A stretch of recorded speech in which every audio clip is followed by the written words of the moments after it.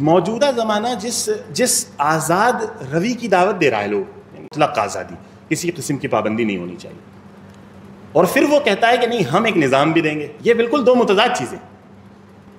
مطلق آزادی کا دعوے دار کسی نظام کا بھی قائل نہیں ہو سکتا، پھر وہ نظام دینے وہ اس پوزیشن میں کیسے آیا کہ شریعت کے مقابلے میں اپنا کوئی نظام دے سکے زندگی گزارنے؟ ہم جب یہ کہہ رہے ہیں کہ عقل کے خلاف ہے تمہارا نظام حیات، زندگی گزارنے کا طریقہ، تو ہمارا سوال یہ ہے کہ کیا عقل واقعی قطعی ذریعہ علم ہے؟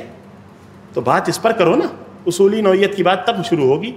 اب جب ہم اس انداز سے غور کر رہے ہیں تو ہم دیکھ رہے ہیں کہ عقل کی ساخت اس انداز کی ہے، عقل کی بناوٹ اس انداز کی ہے کہ وہ اپنی حمایت کے دلائل سوچتی ہے۔ حضرت نانوتوی علیہ الرحمہ فرماتے تھے کہ ہر کسی کا تو منہ نہیں ہے کہ علت کو متعدی کرتا پھرے، بہت دقیق کام ہے وہ۔ اسی کے ساتھ ایک بات یہ بھی ہے کہ ہماری فقہ میں اس زمانے کے بعض علماء نے علتیں بیان کی ہیں، وہ لفظ علت ہے لیکن اصل میں وہ حکمت بیان کر رہے ہیں۔ آج کے زمانے میں بالکل صاف ہو گیا ہے کہ وہ علت نہیں ہے، اور بیان اس انداز سے ہوئی ہے کہ جیسے لگ رہا ہے کہ ہاں وہ علت کے طور پر ہے، وہ علت آج پائی نہیں جا رہی۔ لوگوں کو اعتراض ہو رہا، باقاعدہ کہہ رہے ہیں کہ کیسی تمہارا نظام ہے حیات ہے، یہ کیسی بات کر رہے ہیں علت ہے، وہ ہے ہی نہیں، وہ پائی نہیں جا رہی۔ تو اس کو سمجھنے کی ضرورت ہے کہ علت کیا ہے، حکمت کیا ہے۔ بہت بڑے بڑے لوگ اس وقت دین میں تحریف اسی راستے سے کر رہے ہیں کہ علت و حکمت کے فرق کو نہیں سمجھ پا رہے ہیں، اور سب حکمت کو علت کے وزن پر اور علت کو حکمت کے وزن پر ہو رہا ہے۔ نحمدہ ونصلی علی رسولہ الکریم، اما بعد۔ ہمیں جو عنوان دیا گیا ہے، سب سے پہلے ذہن میں یہ آ رہا ہے کہ اس عنوان کا جو خاکہ ہے وہ آپ لوگوں کو پڑھ کر سنا دیں، اس کے بعد جو سلسلے کی بنیادی باتیں ہوں گی وہ عرض کر دی جائیں گی انشاءاللہ۔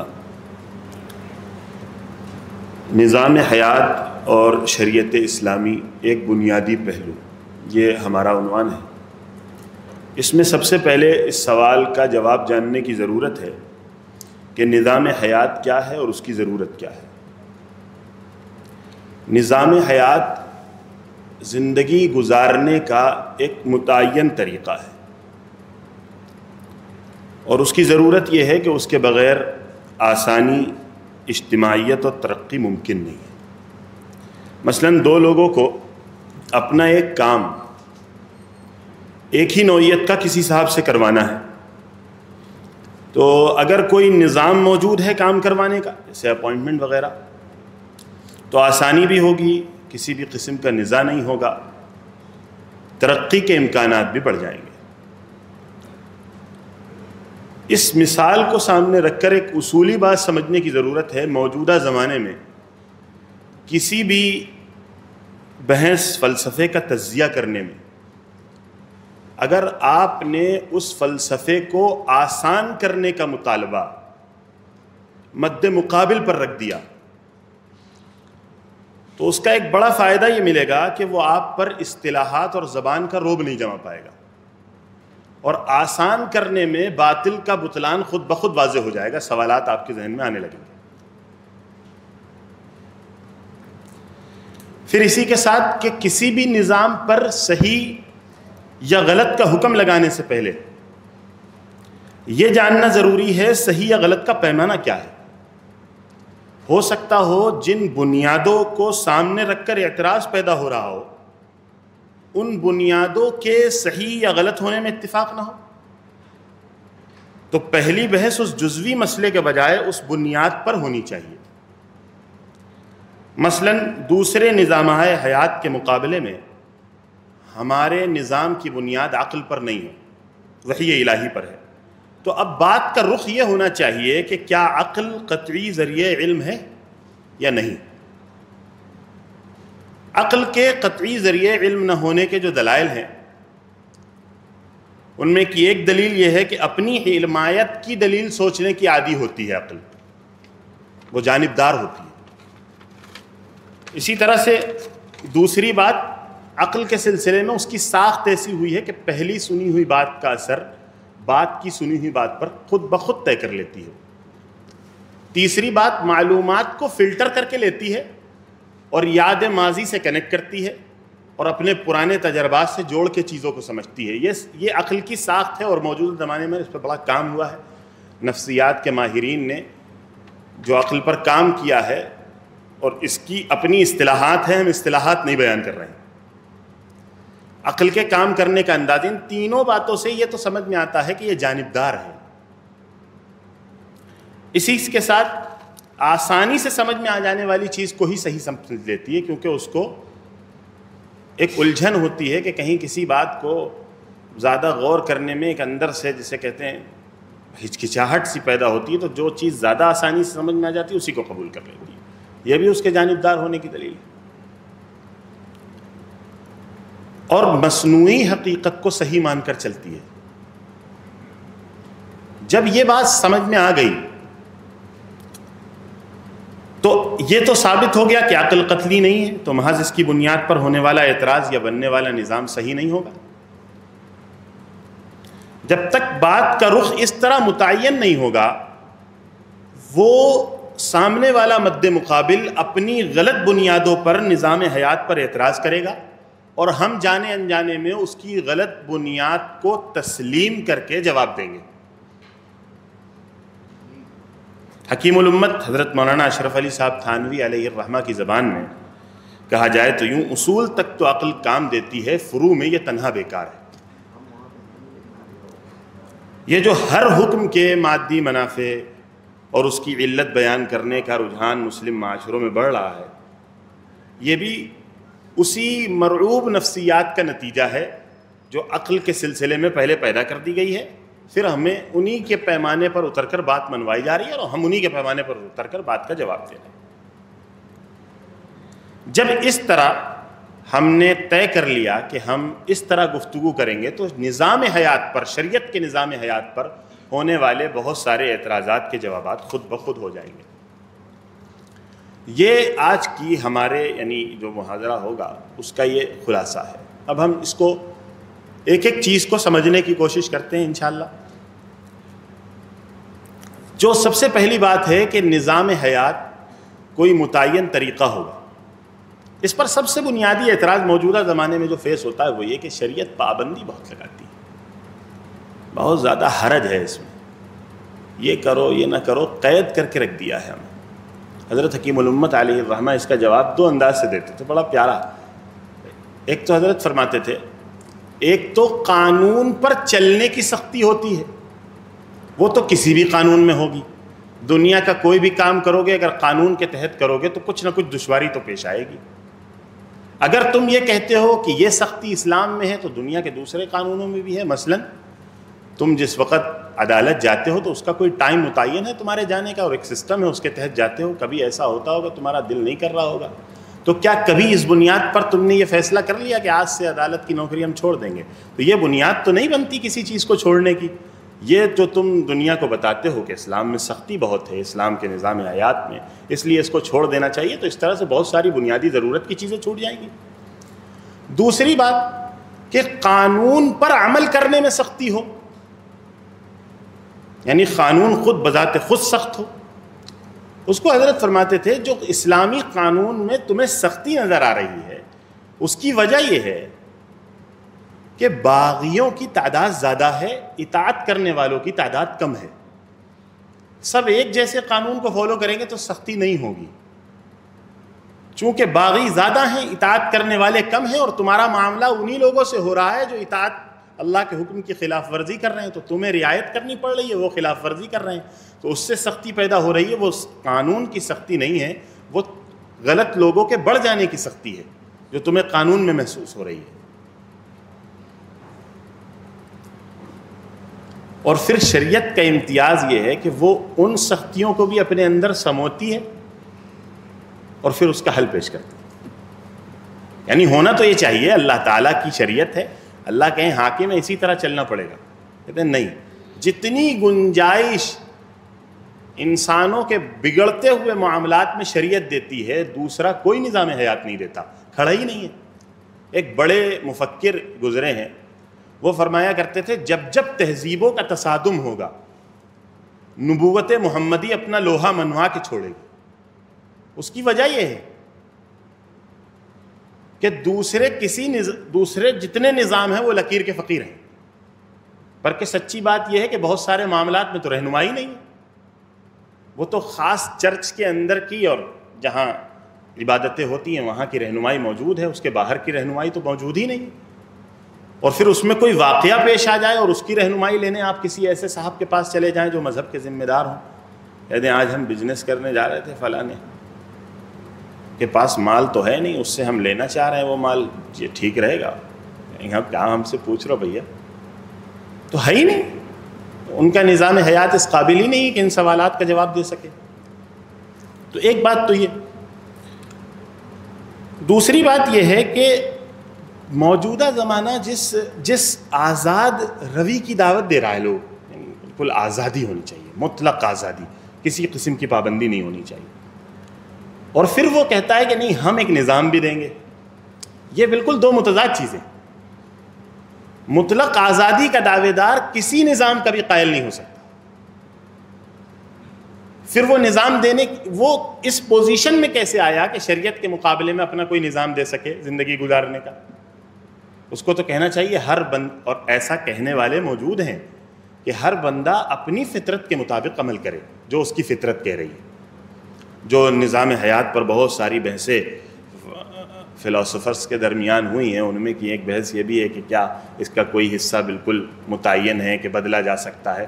ان میں ایک رائے یہ بھی آئی کہ اس قانون کو بدلا تب نہیں جا سکتا جب ہم فطری تقاضوں کے مطابق ہی اپنا قانون بنا لیں اور پھر وہ یونیورسل ہو جائے۔ جہاں بھی بہرحال ہم نظام بنائیں گے، کوئی قانون بنائیں گے، اس سے کسی کو پریشانی ہوگی، کسی کو راحت ملے گی، وہ ہماری آزادی کے خلاف ہو جائے گا۔ تو یہ جو مطلق آزادی ہے یہ تو کسی بھی نظام کے قائل نہیں ہو سکتی۔ پھر اس کا مقابلہ صرف اسلامی نظام حیات سے نہیں ہے، اس کا مقابلہ ہے زندگی کس طرح گزاری جائے۔ اب پھر ہم کہیں گے پھر سب آزاد ہیں، جب آپ آزاد ہیں تو ہم بھی آزاد ہیں۔ کہتے ہیں جب ملک آزاد ہو گیا تو ایک صاحب بیچ روڈ پہ چل رہے تھے، تو گاڑی چلانے والا پیچھے سے ہارن دے رہا تھا، وہ ہٹ نہیں رہے تھے، وہ ہارن دیتا جا رہا تھا، وہ ہٹ نہیں رہے تھے۔ وہ کہنے لگے آج آزاد ہیں ہم، تو انہوں نے بھی گاڑی کے ایکسیلیٹر پہ پیر رکھ دیا، وہ دب گئے۔ جب چوٹ ووٹ لگی تو ان سے کہنے بتاؤ تم نے اتنی رعایت نہیں کی، ہم بھی آزاد ہیں، پھر سب آزاد ہوں گے۔ اور نظام کے بغیر دنیا آگے نہیں بڑھ سکتی، آسانی کے ساتھ ترقی نہیں ہو سکتی۔ یہ کوئی ایسی بات نہیں ہے جس کو بہت زیادہ مثالوں سے یا دلائل سے سمجھایا جائے، یہ بالکل عام فہم بات ہے، اور یہ ایسی بات ہے کہ ہر دور کے انسان نے اس کو مانا ہے، اسی لیے ہر دور کے لیے کوئی نظام رہا ہے۔ ورنہ کوئی تو ایسا دور ہوتا ہے جس میں کہتے قانون ختم، کوئی قانون چاہے دکھاوے کے لیے رہا ہو لیکن رہا ہے۔ تو دنیا تو یہ مانتی ہے کہ ہے تو کسی نظام کی ضرورت، اندر سے یہ تسلیم ہوتا ہے لوگوں کو، یعنی اندر سے یہ فیل ہوتا ہے کہ نظام تو چاہیے، یہ ضرورت تو ہے ہماری۔ اب ایک بات یہ ہے کہ جب ہم نظام پر غور کرتے ہیں تو جو قانون کے ماہرین ہیں، جدید مفکرین ہیں، وہ ہم سے بات اس انداز سے کرتے ہیں کہ بات جیسے مثال کے طور پہ اللہ نہ کرے کبھی آپ کے ساتھ کوئی حادثہ پیش آ جائے اور آپ کو اسپتال جانا پڑے، تو ڈاکٹر جو گفتگو کرتے ہیں بہت اعلیٰ علمی قسم کی گفتگو کرتے ہیں۔ وہ ایک تو ہڑبڑاہٹ ہوتی ہے اندر سے، اور وہ میڈیکل کے ٹرمز بول رہے ہوتے ہیں، سامنے والا سوچتا ہم ابا جا رہے ہیں اور یہ اتنی ہارڈ ٹرم بول رہے ہیں، بھیا کیا ہے بیماری تم ہی بتا دو، اس کا جو علاج ہو وہ، تاکہ آپ کسی پوزیشن میں نہ رہیں سوال کرنے کے۔ دنیا بھی ہمارے ساتھ یہی کرتی ہے، وہ یہ کرتی ہے کہ نظام حیات پر گفتگو ہو رہی ہے پوری اصطلاحات سے پر، اور زبان بھی کوشش اس کی جا رہی ہے کہ ایک مولانا صاحب سے بات کی جا رہی ہے تو سخت زبان، ثقیل زبان استعمال کی جائے۔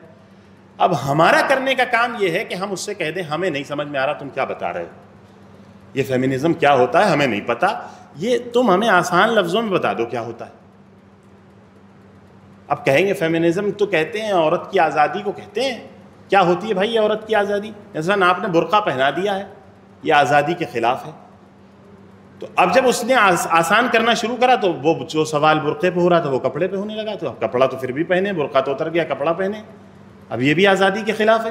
یہ تب بطلان خود بخود واضح ہو جائے گا، جیسے ہی وہ نظام کو آسان کرنے کی کوشش کریں گے وہ واضح ہونا شروع ہو جائے گا، آپ کے سامنے سوالات آنے لگیں گے، آپ دفاعی پوزیشن پر نہیں رہو گے، وہ ہو جائے گا دفاعی پوزیشن پہ سامنے والا۔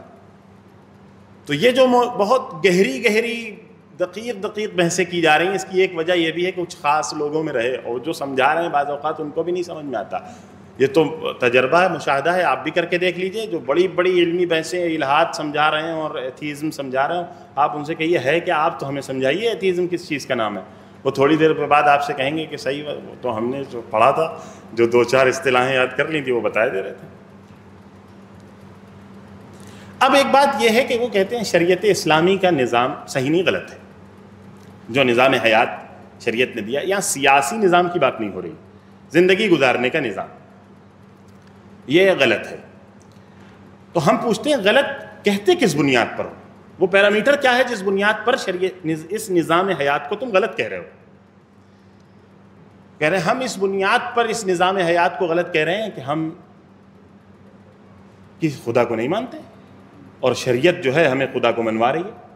تو ہم کہہ رہے ہیں بات نظام حیات پہ کیوں ہونی چاہیے؟ خدا کے وجود پر ہونی چاہیے. یہ نیچے سے بات کیوں شروع کر رہے ہو؟ اس جزوی مسئلے کو کیوں اٹھا رہے ہو؟ اصل مسئلے پہ بات کرو نا، خدا کے وجود پر. اگر خدا کا وجود ثابت ہو جائے گا تمہارا یہ اعتراض خود بخود باطل ہو جائے گا. لیکن بات کو بیچ سے شروع کیا جا رہا ہے، اور ہم لوگ بھی جانے انجانے میں بیچ ہی سے شروع کر رہے ہیں. وہ اعتراض کر رہے ہیں کہ اس نظام میں دنیاوی ترقی نہیں ہے، اور یہ مان کر چل رہے ہیں کہ کوئی خدا نہیں ہے، اور ہم اسی پیرامیٹر پر اتر کر جواب دے رہے ہیں ہاں دنیاوی ترقیاں ہیں. آپ دنیاوی ترقی بتاتے جاؤ، وہ انکار کرتا جائے گا، بالآخر کیا ہوگا؟ کوئی نتیجہ نہیں نکلے گا. اگر بات کو نتیجہ خیز بنانا ہے تو اس کے لیے آپ کو اصل بنیاد پر آنا پڑے گا کہ ہمارے قانون کی اصل بنیاد کیا ہے. تمہارا یہ اعتراض پیدا کیوں ہو رہا ہے قانون پر؟ مثلا آزادی میں رکاوٹ ہے، ترقی میں رکاوٹ ہے، تو ترقی کا معنی کیا ہے آپ کے وہاں؟ آپ کے وہاں ترقی پورے طور پر دنیاوی ترقی پر منحصر ہے. ہمارا تو یہ پیمانہ نہیں ہے، ہم تو آخرت کو بھی مانتے ہیں. تو بہت سی چیزیں ایسی ہوں گی جو دنیاوی ترقی کے لیے مانے ہوں گی، لیکن ہمیں اخروی ترقی مل رہی ہوگی، ہم سمجھوتا کر لیں گے اس سے. کیونکہ ہمارے نظام میں جو نظام بنا ہے، کوئی بھی نظام دنیا میں بنتا ہے وہ پیچھے کے عقیدوں سے وجود میں آتا ہے، پیچھے کے نظریات سے وجود میں آتا ہے. آپ نظریات پر بات کر نہیں رہے اور نظام کی جزوی مسائل کو اٹھا کر ہم سے بات کر رہے ہو. تو وہ پیمانہ متعین کروائیے اس کی عقل سے،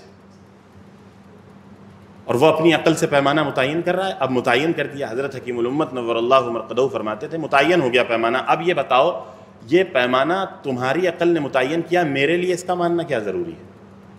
میری عقل تو کچھ اور کہہ رہی ہے. یہ تو تمہاری عقل ہے. 60 لوگوں کی عقل ہو جائے گی، 70 لوگوں کی عقل ہو جائے گی، تو کیا 60-70 لوگوں کی عقل ساری عقلوں پر غالب آ جانی چاہیے؟ یہ پیمانہ کہاں سے آیا؟ بغیر اپنے سے بڑی اتھارٹی کے آئے ہوئے کسی بات کو تسلیم کرنا انسان کے لیے ممکن ہی نہیں ہے. یہ جو ہم بڑی اتھارٹی کہہ رہے ہیں، اس سے مراد الگ الگ اتھارٹی ہو سکتی ہیں. ہم ان کے سامنے جج کو پیش کر دیں گے، لیکن ہم خدا کو مان رہے ہیں. سب سے بڑی اتھارٹی، سب سے اقتدار اعلیٰ وہی ہے. اب وہ ہم سے کہہ رہا ہے کہ بھائی جو ہماری بنیاد جو ہے وہ عقل پر ہے، تمہارا نظام ہمیں عقلی طور پر سمجھ میں نہیں آتا. یہ بہت بڑا اعتراض ہے اس وقت کا. اب ہم اس کو عقلی ثابت کر رہے ہیں. حضرت مولانا سید ابو الحسن علی ندوی نور اللہ مرقدہ نے اپنی کسی کتاب کا نام ذہن میں نہیں آ رہا، اس میں ایک بات لکھی ہے امام غزالی رحمۃ اللہ علیہ کے حوالے سے. امام غزالی نے فلسفے پہ جتنی تنقیدیں کی ہیں، ان تنقیدوں میں ان سے ایک بنیادی تنقید چھوٹ گئی. وہ یہ کہ فلسفہ اس کا اہل ہی نہیں تھا کہ وہ الہیات کے باب میں جائے. انہوں نے فلسفے پر اتر کر ان کی بنیاد کو مان کر بات شروع کر دی تھی. اصل سوال تو یہ تھا فلسفہ اس لائق ہی نہیں تھا کہ وہاں تک پہنچے الہیات کے بیان میں. تو ہم جب یہ کہہ رہے ہیں کہ عقل کے خلاف ہے تمہارا نظام حیات، زندگی گزارنے کا طریقہ، تو ہمارا سوال یہ ہے کہ کیا عقل واقعی قطعی ذریعہ علم ہے؟ تو بات اس پر کرو نا. اصولی نوعیت کی بات تب شروع ہوگی. اب جب ہم اس انداز سے غور کر رہے ہیں تو ہم دیکھ رہے ہیں کہ عقل کی ساخت اس انداز کی ہے، عقل کی بناوٹ اس انداز کی ہے کہ وہ اپنی حمایت کے دلائل سوچتی ہے. عقل بنی کچھ اس انداز کی ہے. مثلا آپ نے کوئی جملہ کہہ دیا، کسی سامنے والے نے کوئی دوسرا جملہ کہا، تو جتنی دیر آپ توقف کریں گے آپ اتنی دیر میں اپنی حمایت کی چیز سوچ لیں گے. اس میں کوئی ایسی بات بتانے کی ضرورت نہیں ہے جس کے لیے ہمیں لیبارٹری جانا پڑے. یہ تو بالکل صاف ستھری بات ہے، آسانی سے سمجھ میں آ جائے گی. اسی کے ساتھ عقل کا دوسرا کام کرنے کا اندازہ یہ ہے کہ جو بات پہلے سن لی ہے عقل نے، اس کے امکانات بڑھ جاتے ہیں کہ اس کو مانے باقی تمام باتوں پر، ترجیح دے دے. تو مان لیجئے کسی نے پہلے یہی سن لیا ہے کہ ہمیں آزاد ہونا چاہیے، اسلامی نظام آزادی میں دخل ڈال رہا ہے، اب ہم اس کو کہہ رہے ہیں کہ خالی عقل سے فیصلہ ہونا چاہیے. وہ پہلے سنا ہوا ہے، اس کے امکان بڑھ گئے ہیں، اس کو تو لگ رہا ہے ہم اپنی عقل سے فیصلہ کر رہے ہیں، عقل ہی جانبدار ہے. اب مسئلہ کہاں سے حل ہوگا؟ وہ تو یہی سمجھ رہا ہے کہ اور واقعی وہ اپنی عقل سے فیصلہ کر رہا ہے، لیکن عقل ہی جانبدار ہو گئی ہے. تو جس چیز سے فیصلہ کرا رہا ہے وہی جانب، وہ ایک ہی طرف کی چیزیں دکھا رہی ہے. پھر عقل کے کام کرنے کا ایک انداز یہ ہے کہ عقل، جیسے آپ نے 15 منٹ کا بیان سنا کسی کا، تو وہ 15 منٹ کا پورا اسٹور نہیں کر لے گی. ہمارے ایک صاحب ہیں، وہ کہتے ہیں ہم چیزیں یوں نہیں پڑھتے، یوں پڑھتے ہیں، ہم ڈائریکٹ ایسے آ جاتا ہے. تو عقل ایسے کام نہیں کرتی. عقل چیزوں کو فلٹر کرتی ہے، معلومات کو فلٹر کرتی ہے. اب جو معلومات کو فلٹر کرتی ہے عقل کا پروسیس ہے. یہ کوئی ایسی تھیوریاں نہیں ہیں جس کو دیکھنے کے لیے آپ کو بہت پڑھنا پڑے، بہت آسانی سے موجود ہیں. ایک بڑا نام ہے، غالباً ڈیوڈ نام کے ایک آدمی ہیں، وہ اس طرح کے سائیکالوجی پر اپنے پوڈ کاسٹ کرتے رہتے ہیں. ان کے پوڈ کاسٹ میں یہ باتیں عام ہیں، وہ بہت مثالوں سے سمجھاتے ہیں کہ عقل جو ہے وہ فلٹر کر کے معلومات لے رہی ہے. اب اس نے فلٹر کر کے معلومات لی، تو جو فلٹر کرتی ہے پہلے وہ علم کو توڑتی ہے، علم کے حصے بکھرے کرے گی. اب جو علم کے حصے بکھرے ہوئے ہیں اس میں وہ اپنی پرانی یاد جوڑے گی، کوئی ماضی کا واقعہ جوڑے گی، پھر اس سے ایک رزلٹ بنا لے گی. اس کی مثال بڑی آسان سی ہے، وہ یہ کہ آپ نے ہمیشہ چائے کے ساتھ پاپے کا تصور سنا ہے. دور آدمی آپ کو دکھ رہا ہے چائے کے ساتھ کچھ کھا رہا ہے، عقل فیصلہ کرتے کہ پہلے ہی سے پاپے ہوں گے، چائے ہوں چاہے نہ ہو. یہ عقل کے کام کرنے کا انداز ہے. اور تعجب کی جو نفسیات ہے وہ ایسے ہی پیدا ہوتی ہے کہ ایک آدمی نے آپ سے کہا کہ چائے کے ساتھ ہم نے کباب کھائے ہیں، تو آپ کے میں رواجی نہیں چائے کے ساتھ کباب کھانے کا، آپ کے اندر تعجب پیدا ہوا. یہ تعجب کس بنیاد پر پیدا ہوا؟ وہ جو ماضی کی یاد اور اپنا تجربہ تھا وہ ٹوٹا ایک دم سے. جیسے ہی وہ ماضی کی یاد اور تجربہ ٹوٹا، آپ کو ایک دم سے تعجب ہوا. تو عقل کا کام کرنے کا پورا انداز، وہ کہاں سے کوئی فیصلہ غیر جانبدار کر سکتی ہے؟ آپ نے اس کو اس معیار پر کھڑا کر دیا جہاں کی وہ ہے ہی نہیں.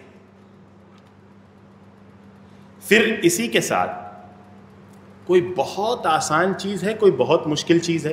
مثلا بلا شبہ اسلامی فلسفہ حیات، یعنی کئی اینگل سے اس کو سمجھانا بہت مشکل ہے اور کئی اینگل سے بہت آسان ہے. اور اس کے بالمقابل جو دنیاوی نظام ہے، ذرا حضرت مولانا ابو الحسن علی ندوی رحمۃ اللہ علیہ نے 3 قسمیں کی ہیں دنیا کے جتنے نظام ہیں ان کی. ایک اس میں ہے حسی تمدن، بالکل محسوسات پر چلنے والا، اپنے حواس سے فیصلے، جو چیز اچھی لگے گی وہ کریں گے، جو چیز اچھی نہیں لگے گی وہ نہیں کریں گے، بالکل سطحی تمدن. تو عقل ہمیشہ اسی کو قبول کرے گی، اس لیے کہ اس کے لیے وہ آسان ہے.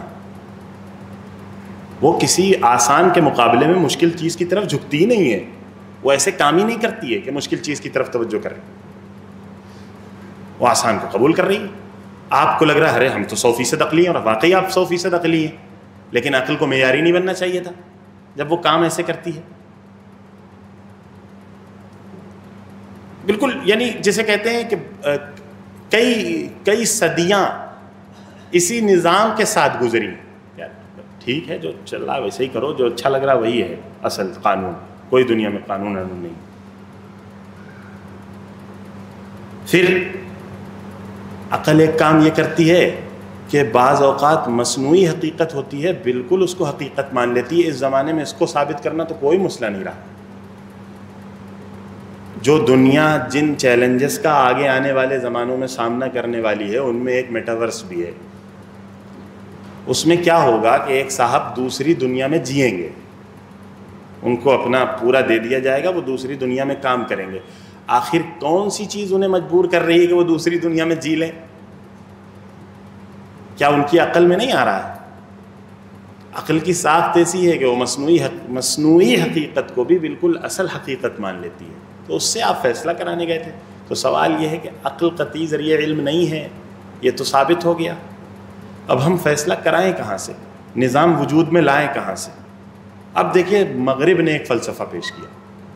مغرب نے کہا کہ عقلی ہوگا جو نظام بنے گا وہ عقلی ہوگا. اب نظام بننے کا پروسیس شروع ہو رہا ہے. کیا کیا رہے گا؟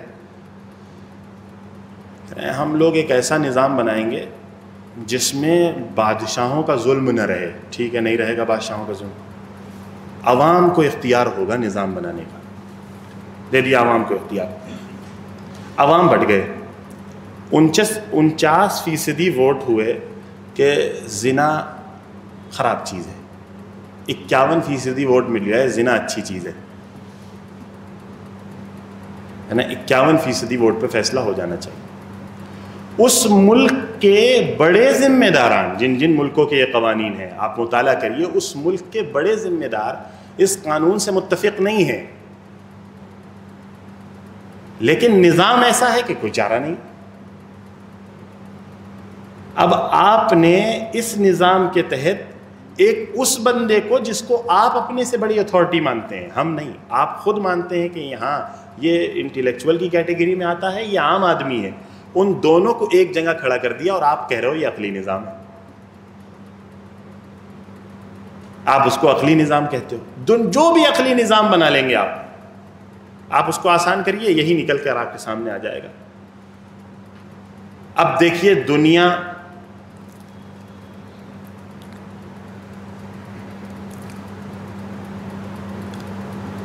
جب ہم نے بات کو اس انداز سے شروع کرا تو ہمیں دفاع کرنے کے لیے اسلام کی ریزننگ گھڑنی نہیں پڑے گی. یہ بہت بڑا فائدہ ہوگا. یہ بہت بڑا نقصان ہو رہا ہے وہ یہ کہ ہمارے علماء جب کسی ملحد سے, کسی فیمنسٹ سے, یا کسی اس طرح کے بندے سے جو جدید خیالات کا حامل ہے بات کر رہے ہیں, تو وہ اس کی بنیادوں پر اتر کر بات کر رہے ہیں. اس کے نتیجے میں تحریف ہو رہی ہے شریعت میں. بڑے بڑے مفکرین پیدا ہو گئے, وہ ہر چیز میں علت ڈھونڈ رہے ہیں, علت ڈھونڈ کے فوراً لگا دیتے ہیں. یہ اسی وجہ سے یہ ہوتا ہے. حضرت تھانوی علیہ الرحمہ کے سامنے ایک صاحب نے کہا تھا کہ وضو اس لیے ہوتا تھا کہ وہ گاؤں کے لوگ تھے, دھول مٹی اڑتی تھی, لگ جاتی تھی ہاتھوں پیروں میں, دھولوا دیا رسول اللہ صلی اللہ علیہ وسلم نے. اب کیا اس کی کیا ضرورت ہے؟ شیشوں میں لوگ رہ رہے ہیں, دھول مٹی بھی نہیں اڑ رہی. قربانی کے فوائد بیان ہو رہے ہیں. کس انداز کے فوائد بیان ہو رہے ہیں؟ قربانی کا یہ فائدہ ہے, یہ فائدہ ہے, یہ فائدہ ہے, یہ فائدہ ہے. اور ہم نے اپنی عوام کو اس پر لے آئے ہیں کہ اب ہمیں ریزننگ کرنی پڑ رہی ہے, کیونکہ ہم نے اصولی نوعیت کی بات کی نہیں. اور وہ غریبوں میں بال جاتا ہے. اچھا کسی نے غریبوں میں نہیں دیا تو قربانی ہو جائے گی؟ ہاں ہو جائے گی. جب آپ یہ کہیں گے اس کے بعد تب اس کے وہ سارے اعتراض دوبارہ پیدا نہیں ہو جائیں گے. تو آپ نے ایسی جگہ پر اپنی عمارت قائم کی ہے کہ جب آپ کو خود ہی مسئلے کی وضاحت کرنی پڑے تو دوبارہ انہی جوابات کو فیس کرنا پڑے. اور یہ کوئی معمولی کام تو نہیں ہے. حضرت نانوتوی علیہ الرحمہ فرماتے تھے کہ ہر کسی کا تو منہ نہیں ہے کہ علت کو متعدی کرتا پھرے, کہ یہ یہاں بھی ہے وہ وہاں بھی ہے, اس کو لے کے آگے چل جاؤ. تو ہر کسی کا منہ نہیں ہے, وہ کیسے کر دے گا؟ بہت دقیق کام ہے وہ. اور اسی کے ساتھ ایک بات یہ بھی ہے کہ ہماری فقہ میں اس زمانے کے بعض علماء نے علتیں بیان کی ہیں. وہ لفظ علت ہے لیکن اصل میں وہ حکمت بیان کر رہے ہیں. آج کے زمانے میں بالکل صاف ہو گیا ہے کہ وہ علت نہیں ہے, اور بیان اس انداز سے ہوئی ہے کہ جیسے لگ رہا ہے کہ ہاں وہ علت کے طور پر ہے. وہ علت آج پائی نہیں جا رہی. لوگوں کو اعتراض ہو رہا, باقاعدہ کہہ رہے ہیں کہ کیسی تمہارا نظام ہے حیات ہے, کیسی بات کر رہے ہیں علت ہے, وہ ہے ہی نہیں, وہ پائی نہیں جا رہی. تو اس کو سمجھنے کی ضرورت ہے کہ علت کیا ہے, حکمت کیا ہے.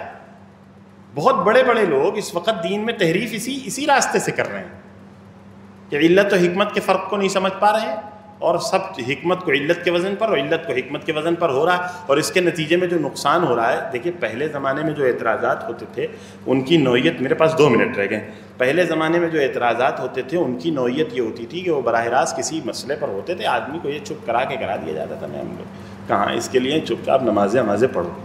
اب مسئلہ یہ ہو گیا ہے کہ سب لوگ ہیں تعلیم یافتہ, جو نہیں ہیں وہ بھی تعلیم یافتہ ہیں موبائل آ جانے کی وجہ سے.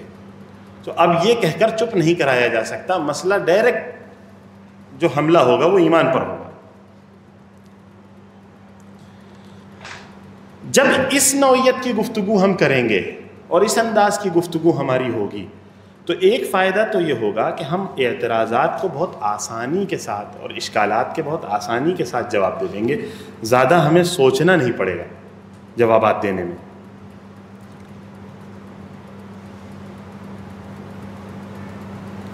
اب ہم بات کر رہے ہیں کہ جب ہم نے یہ حیثیت متعین کر دی تو اس حیثیت سے ہمارا نظام حیات ممتاز کیوں ہے؟ انسانوں کا مزاج اللہ نے ایسا بنایا ہے کہ وہ اپنے ساتھ والوں کی بات ماننے میں ذرا سا تردد ہوتا ہے، ایک تنقیدی ذہن چلتا ہے. ہم عصری تو ہیں. حضرت تھانوی علیہ الرحمہ نے ایک آیت سے استدلال کیا ہے کہ حضرت یوسف علیہ السلام جب تک رہے تب تک تو مانی نہیں، جب دنیا سے چلے گئے کہنے قل تم لن یبعث اللہ من بعدہ رسولا، ان کے بعد کے جیسا کہاں کوئی آئے گا. تو ایک ہم عصریت ایک حجاب ہوتی ہے، وہ باتوں کے قبول کرنے میں مانع بنتی ہے. اسلامی نظام حیات کا سب سے بڑا امتیاز یہ ہے کہ آج تک قانون کو کوئی بنیاد نہیں ملی ہے. اسلامی نظام حیات وہ بنیاد فراہم کرتی ہے. وہ کیا ہے؟ وہ یہ کہ یہ ایک ڈیوائن اتھارٹی کی طرف سے آپ کو مل رہا ہے، اقتدار اعلیٰ کی طرف سے یہ نظام آپ کو مل رہا ہے. آپ کے جیسے ہم عصروں کے طرح کے لوگوں سے نہیں مل رہا ہے یہ نظام آپ کو. اس سے زیادہ قوت کسی قانون میں نہیں پیدا ہو سکتی کہ وہ قانون اللہ سبحانہ و تعالیٰ کا ہو. اگر کسی زندگی گزارنے کے کسی نظام کے بارے میں یہ پتہ چل جائے کہ یہ اللہ کی طرف سے ہے تو اس پر وہ تمام تنقیدیں خود بخود ختم ہو جاتی ہیں جو ساتھ یعنی ہمارے جیسے انسان کے بنائے ہوئے قانون میں پیدا ہوں گی. ویسے ہماری عقل سوچ رہی ہے، آپ کی عقل سوچ رہی ہے. اب اس کا کیا جواب ہوگا؟ اس کا جواب یہ ہے عقل بنانے والے نے یہ کہا ہے. تو سوال وہیں آ جائے گا، پہلے خدا کی ذات پر، خدا کے وجود پر بات ہوگی، پھر سارے قانونوں پر بات ہوگی. پھر اسی کے ساتھ نہ صرف تنقید کے امکانات ختم ہوتے ہیں، ہمارے نظام حیات میں جو اخلاقی بنیادیں ہیں، آپ دیکھیے وہ اخلاقی بنیادیں محدود العمر نہیں ہیں. یہ کیا مطلب ہوا اس کا؟ اس کا مطلب یہ ہے کہ دنیا میں اور بھی نظام ہیں، ان کے پاس بھی اخلاق ہیں. ایتھکس کے نام پر پوری سبجیکٹس ہیں، کتابیں ہیں، سب پڑھایا جا رہا ہے. ایسا نہیں ہے کہ خالی ہم ہی لوگوں ان کو بتایا جاتا ہے سچ بولنا اچھی بات ہے. لیکن سچ بولنا اچھی بات ہے، اس کی تنفیذ کیسے ہوگی؟ یہ دنیا کے دوسرے نظام کے پاس نہیں ہے. اس کی وجہ یہ ہے کہ ان کے وہاں جیتا جاگتا تصور آخرت نہیں ہے. مسئلہ یہ ہے کہ 3 لوگ گاڑی پہ بیٹھے ہیں، اب پولیس والا نہیں دیکھ رہا ہے، اب کون منوائے گا قانون؟ اور اگر جب تک یہ استعداد باقی رہے گی، کوئی نہ کوئی موقع تو آئے گا جہاں کوئی نہ دیکھ رہا ہو، وہاں ہم قانون توڑیں گے. تو قانون توڑنے کی استعداد خود قانون کی ساخت میں موجود ہوگی، سوائے شریعت کے دیے ہوئے نظام حیات کے، کیونکہ اس سے ایک تقدس جڑ جائے گا. اللہ ہر جگہ ہے، وہ دیکھ رہے ہیں، ہمیں آخرت میں حساب دینا ہے. حضرت تھانوی علیہ الرحمہ نے لکھا ہے لوگوں نے بہت ساری چیزوں کے اثرات بیان کیے ہیں، سب سے زیادہ اثرات تو عقائد ہی کے مرتب ہوتے ہیں. انسانی شخصیات پر سب سے زیادہ اثرات عقائد کے مرتب ہوتے ہیں. تو ہمارا جو نظام حیات ہے اس کے اندر جو تقدیس کا پہلو ہے کہ وہ خدا کی طرف سے مل رہا ہے، وہ تقدیس کا پہلو ممتاز کر رہا ہے. دوسرا وہ محدود العمر نہیں کہ ہمیں اب کوئی منافع نہیں دکھ رہا، ہمیں اب کوئی چیز سمجھ میں نہیں آ رہی کہ ہم چاہے تو چھوڑ دیں چاہے تو کر لیں، وہاں پر آ جائے گی آخرت.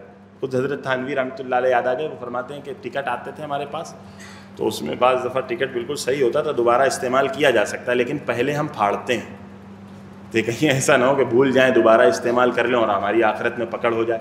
اس طرح کے معاملات کو بھی جو ہمارے وہاں کے اس طرح کے معاملات ہیں، اس طرح کے معاملات کو باقاعدہ مرتب کرنے کی ضرورت ہے اور مرتب کر کے انسانیت کے سامنے پیش کرنے کی ضرورت ہے. یہ نظام حیات کہیں اور ہو تو لا کر دکھاؤ. اور انشاءاللہ کیونکہ ہمارے وہاں فقہ ہے، فقہ ایک ایسی چیز ہے جس نے پوری زندگی کا احاطہ کر لیا ہے، یہ کہیں اور نہیں ہے. وہ پوری زندگی کا احاطہ بہت غیر معمولی چیز ہے، اس سے کوئی چیز بچ نہیں پا رہی ہے، سب چیزیں اس کے اندر داخل ہوئی جا رہی ہیں. تو بہرحال گفتگو کا خلاصہ یہ ہے کہ ہمارا جو گفتگو کا طریق ہو نظام حیات پر بات کرنے کا، میرے 30 منٹ پورے ہو گئے، نظام حیات رہ گیا کہ جو اس پر اعتراضات ہیں اور جو ان کے جوابات ہیں اس کو کس انداز سے ڈیل کیا جائے. ہم ان کی بنیادوں کو تسلیم کر کے بات نہ کریں. اگر کریں گے تو اس کے نقصانات ہم بھی فیس کریں گے اور بعد میں جا کر یہ اسی نتیجے پر اینڈ رزلٹ وہی آئے گا، کہیں نہ کہیں سے بات وہی نکل کر آ جائے گی اور ان کا اعتراض مسلم ہو جائے گا. پہلے ان کی اس بنیاد کو کنڈم کریں، اس کے بعد اپنے نظام کو پیش کریں. اور ہمارے نظام میں مثلا مختصر لفظوں میں بس ایک آخری بات کہہ دیں، حضرت شاہ ولی اللہ علیہ الرحمہ نے اسلامی نظام کی 4 خصوصیات بیان کی ہیں: طہارت، سماحت، عدالت، اخبات. اور حضرت تھانوی علیہ الرحمہ نے وہی اپنے جو ان کے جو ایک عمومی تعارف ہے اسلام کا کہ عقائد، عبادات، معاملات اور اخلاقیات اور آداب معاشرہ، یہ 5 چیزیں اور ان کے پیدا ہونے والے اثرات۔ حضرت مولانا علی میاں صاحب ندوی علیہ الرحمہ کی کتاب ہے اسلامی تہذیب و تمدن پر، کیا ہے وہ بڑا پیارا سا نام ہے اس کا، مسلمان، بہرحال اس وقت یاد نہیں آ رہا، بھی یاد آ جائے تو بتا نہیں، ایک اور ہے، بہرحال انشاءاللہ تعالیٰ بھی یاد آ گیا تو بتا دیں گے۔ تو گفتگو کا خلاصہ پھر سے عرض کرتے ہیں یہی ہے کہ ہم لوگ بنیاد پر بات کریں گے، جزوی مسئلے پر بات نہیں کریں گے۔ اللہ تعالیٰ پورے طور پر سمجھنے کی توفیق عطا فرمائے۔ آخر دعوانا